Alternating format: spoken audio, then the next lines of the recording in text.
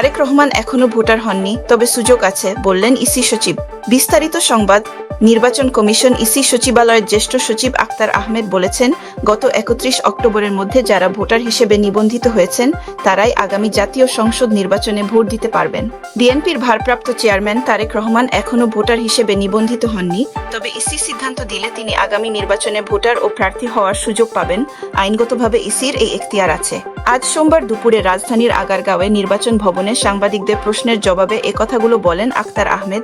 EC সচিব বলেন, জাতীয় পরিচয়পত্রে এনআইডি সংশ্লিষ্ট ভোটারের নাম, বাবার নাম, মায়ের নাম, পেশা, জন্ম তারিখ, ভোটার ঠিকানা ও ছবি এই ৭টি ক্ষেত্রে আপাতত সংশোধন করা যাবে না।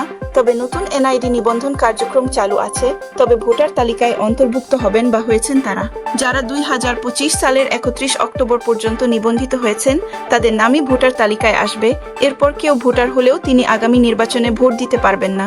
বিএনপির ভারপ্রাপ্ত চেয়ারম্যান তারেক রহমান ভোটার হয়েছেন কিনা এমন প্রশ্ন করা হয় ইসি সচিবকে। জবাবে তিনি বলেন, তার জানামতে তারেক রহমান এখনো ভোটার হননি। তারেক রহমান আগামী নির্বাচনে অংশ নিতে পারবেন কি এমন প্রশ্নে ইসি সচিব বলেন, পারতে পারেন, যদি কমিশন সিদ্ধান্ত দেয়।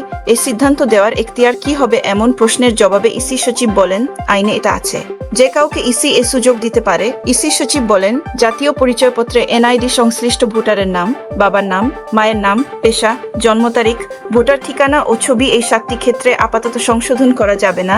তবে নতুন এনআইডি নিবন্ধন কার্যক্রম চালু আছে। ইসি সচিব বলেন, আমাদের সামনে যে নির্বাচন ও গণভোটের যে আয়োজন তা বিশাল কর্মযজ্ঞ। একটি আরেকটির পরিপূরক। গণভোটের যে ৪টি প্রশ্নের উপর শুধু একটা উত্তর, সেটা নিয়ে অনেকের মনেই প্রশ্ন আছে।